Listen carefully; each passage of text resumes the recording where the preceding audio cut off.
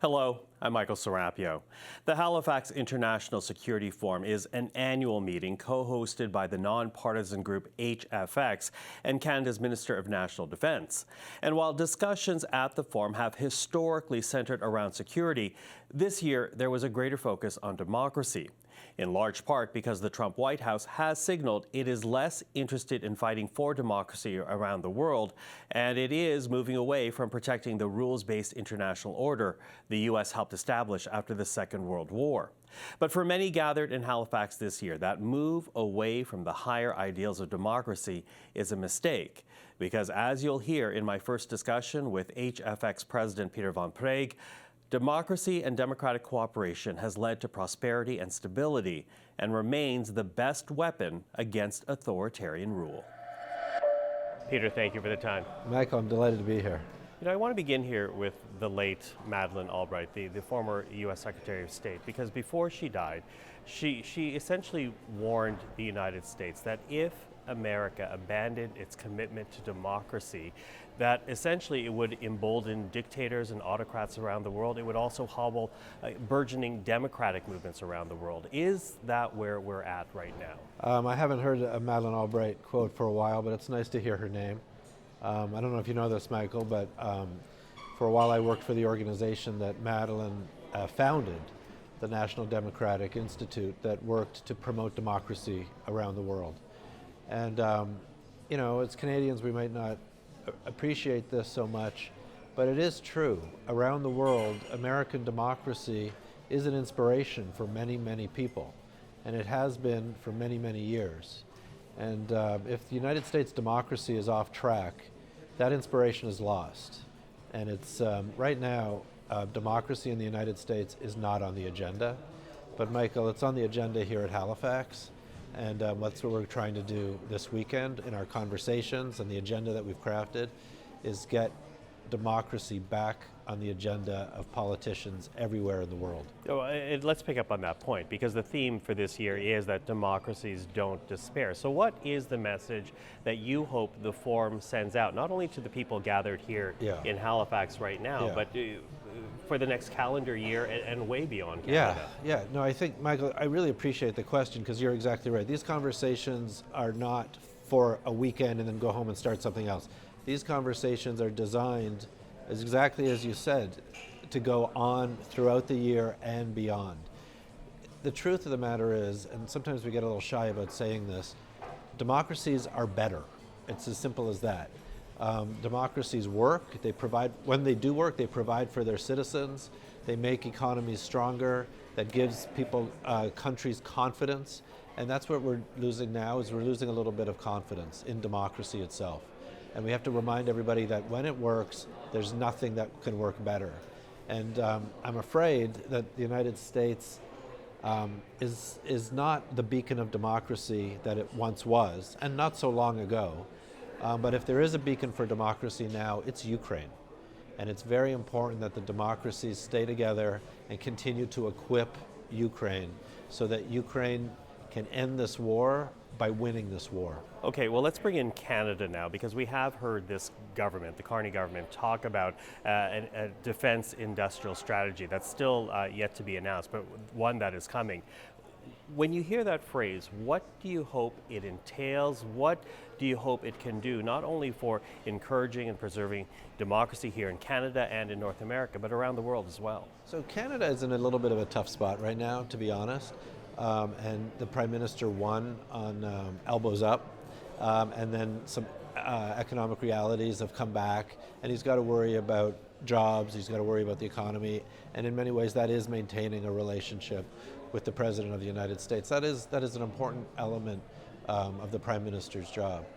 But I would argue another important element of the job is maintaining what are Canadian values, and making sure that Canadian values, which are universal values of democracy, rule of law, human rights, that we don't surrender any of that, and that Canada can play its role as a beacon of democracy for the rest of the world. Now, you have here in Halifax 9 U.S. senators, which, you know, essentially is a tenth of the American Senate. It's huge. It's huge for us. at the Halifax International Security Forum. But Michael, it's huge for Canada, and it's a sign that there is political life in the United States beyond the current administration. And this is a very, very strong signal. And by the way, that congressional delegation is half and half, Democrat, Republican, and it's a very strong signal of support for Canada. And it's and for the values that much of the United States, most of the United States, and Canadians and free people everywhere share. HFX President Peter Van Praagh. Now, as we noted, there were several U.S. senators at this year's forum, among them Democratic Senator from Delaware, Chris Coons. Now, back in 2016, when Trump was first elected, the senator advised calm at the Halifax Forum. And this time around, well, Coons is asking allies to keep the faith, believing the United States will return to pick up the fight for democracy eventually. Senator Coons, thank you for the time. Thank you, Michael. Great to be on with you. Now, you've been coming to the Halifax International Security Forum for years now, but you come to Halifax this year hearing from a lot of people from different countries, allies of the United States, expressing concern about the United States and its commitment to democracy right now. What's that like? Well, I'll never forget being here in 2016 with Senator John McCain just after Trump was elected for the first time President of the United States. There was widespread alarm and concern that he might abandon NATO, that he might undermine the North Atlantic relationship. And we spent a very busy weekend reassuring all of our partners and allies. It is challenging at times to be here now, the second time that my nation has elected Trump president. And my general conversations have been about how deep and strong and important the relationships are between the United States and Canada, military to military, intelligence service to intelligence service, families and businesses. But I recognize that the chaotic decisions he's made around tariffs and the uneven relationship that he's led to between some of our core allies has made many question the reliability of the U.S. partnership. Part of why we have such a large and bipartisan delegation of 8 senators is all of us want to both thank and reassure our Canadian partners and allies. Okay, you mentioned trade, and I do want to pick up on that point because it is, as you suggest, a major sticking point right now with this country at the very least, if not with many others. But there are Canadians on this side of the border wondering, where is the congressional pushback?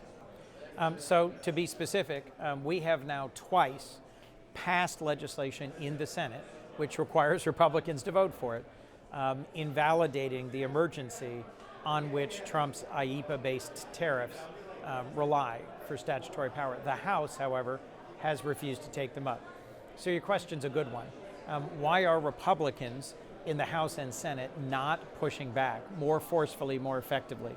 I don't think there's a single Democrat who supports tariffs on Canada, particularly justified on some fictitious fentanyl crisis or threat to our national security.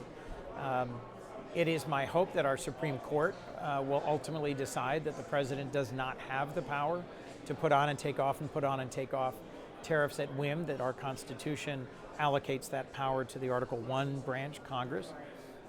But frankly, I think Trump is so enamored of misusing the tariff power to coerce concessions that he will find some other way to do it, or the majority may hand him the power to do it.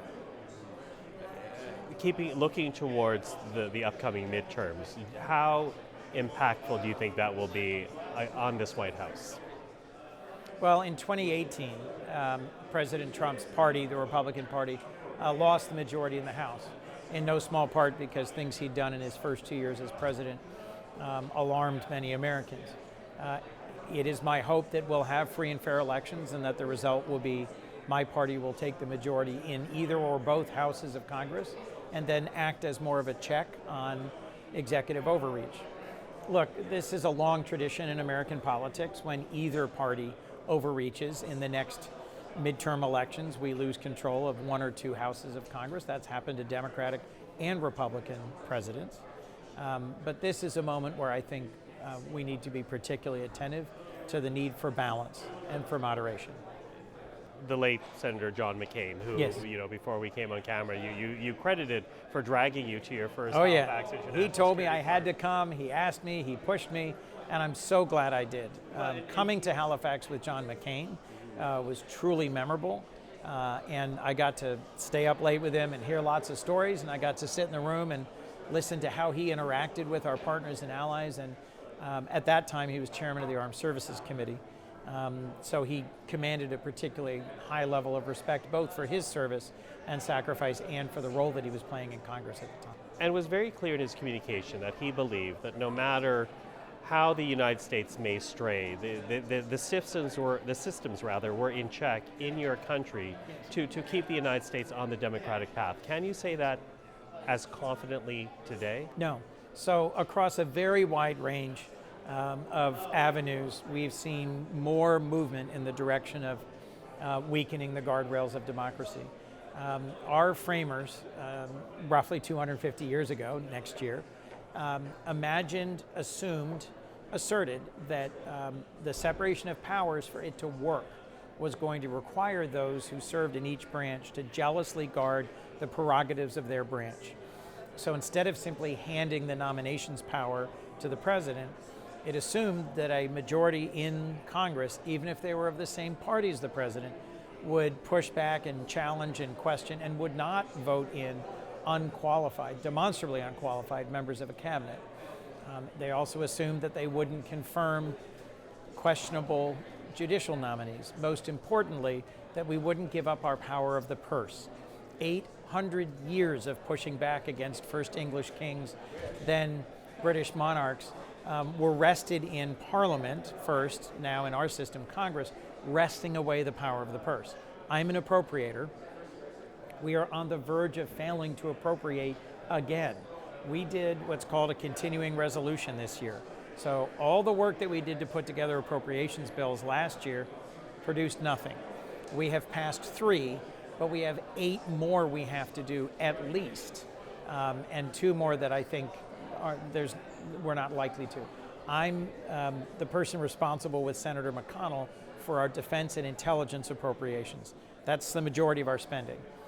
We've got a package ready to go if a few senators can drop their objections that would allow us to appropriate health, education, transportation, housing, defense, and reject Trump's budget cuts. One of the important things about what we could do in December when we come back after Thanksgiving is Republicans have shown themselves in our committee willing to reject Trump's budget cuts in all those areas. I think that would show a significant positive step.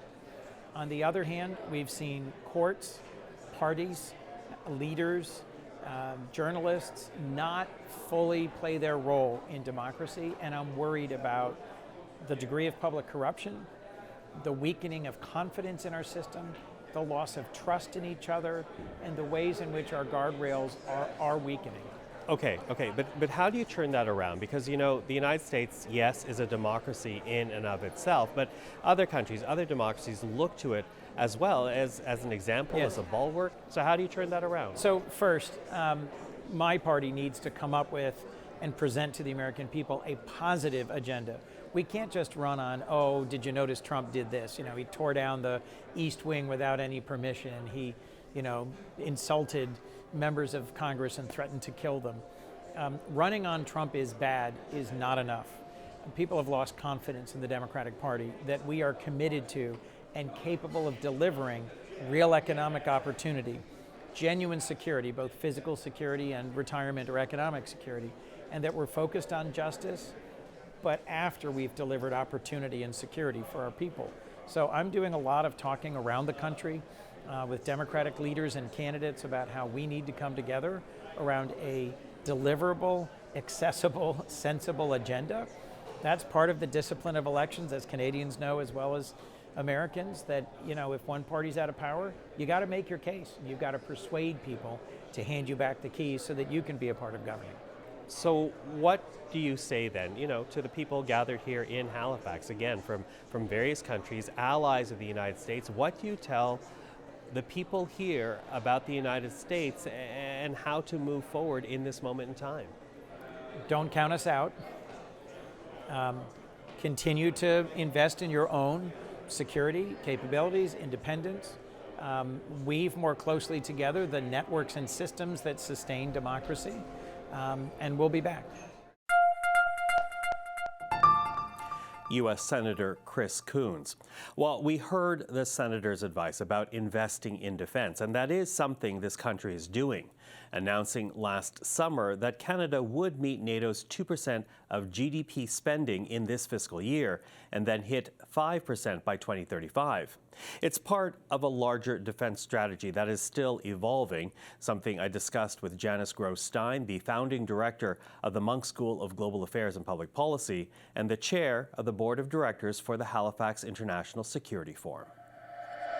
I think this government is shifting in very important ways, and in ways that will likely be irreversible, Michael. A defense strategy which is going to focus more on sovereignty, which is not what we have done in the past, which is going to focus on rebuilding our defense industrial base in this country, which is not what it has done in the past. And those will have really major changes that I don't think Canadians fully understand. But the third piece is to do as much as we can with our democratic allies.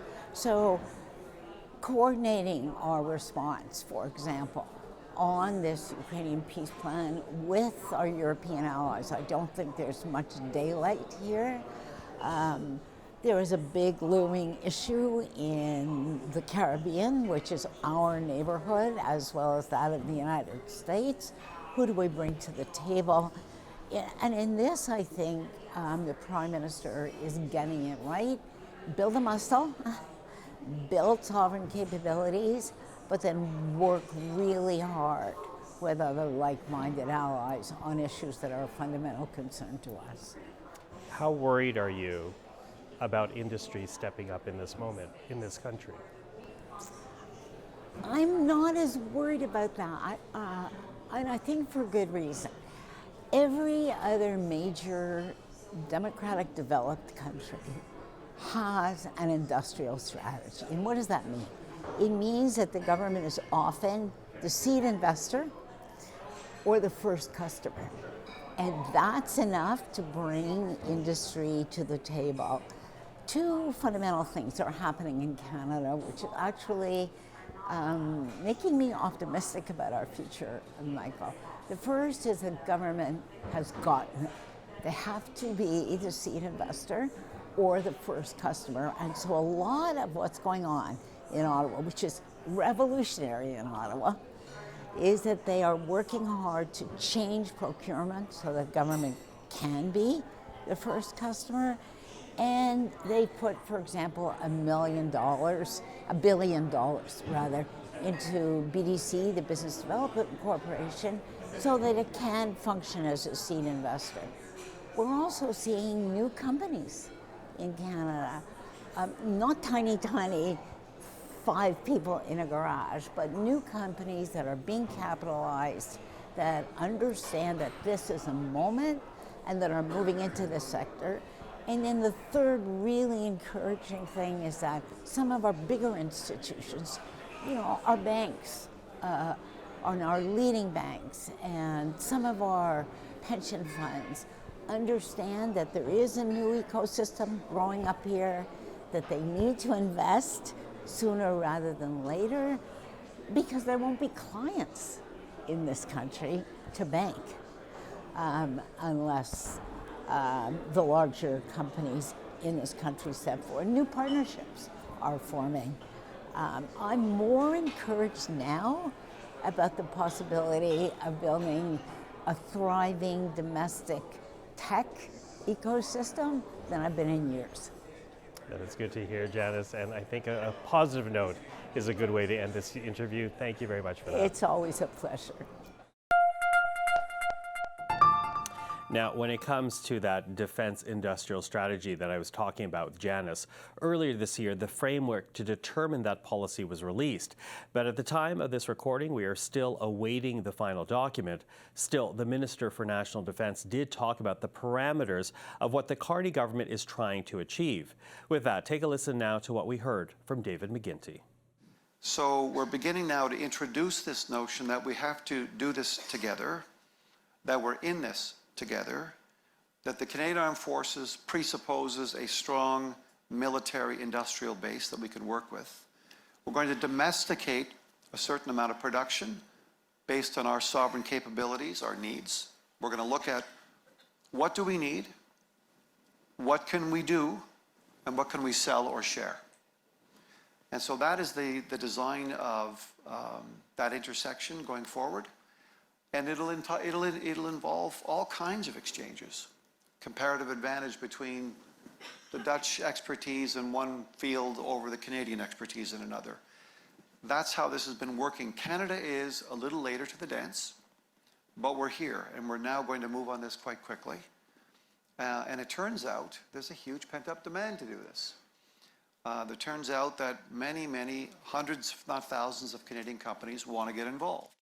And as for the opposition, what will they be looking for? Take a listen now to what we heard from the Conservative Shadow Minister for National Defense, James Bezan. So defense industrial strategy is something that is critical. We want to make sure that we are supporting Canada's defense industry and the things that we do well. And so, and we want to make sure that we're supporting those entrepreneurs that are innovators, and that Canada becomes an early adapter of that innovation.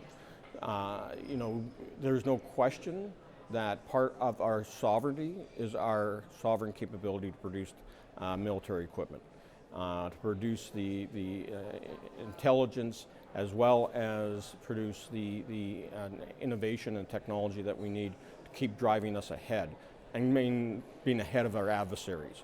The world is becoming a lot more dangerous place, and God forbid war breaks out like it did in World War II. We're going to be scrambling. And I can tell you that all our allies and friends are going to be busy building military hardware and software for themselves first. And so we have to have that capability in Canada. So we're not going to be able to be all things to everyone, but we can be the specialists in a lot of great little niche parts of the military defense industrial complex. And so I hope to see some of that in investing and targeting the sectors in Canada that can actually produce some of that, and where we are world leaders, like in AI, like in cybersecurity, as a way that we can move forward. There's a growing need, of course, in the world of drones and other autonomous vehicles, whether it's in the air, on the surface, on the sea, or under the sea. And I hope to see us, as we witnessed in Ukraine, out of need, a great industry is growing. We don't have to reinvent the wheel here, but we need to be adaptable and continue to move forward as these technologies evolve. And so there is a great opportunity here. There is a chance, there's no question that by using government dollars to invest in defense and national security equipment and processes, hopefully those taxpayer dollars are going to the benefit of more and more Canadian jobs and opportunities for our industry. James Bezan, thank you for the time. Anytime, Michael. And we promise to have more conversations on that defense industrial strategy once the full plan is released.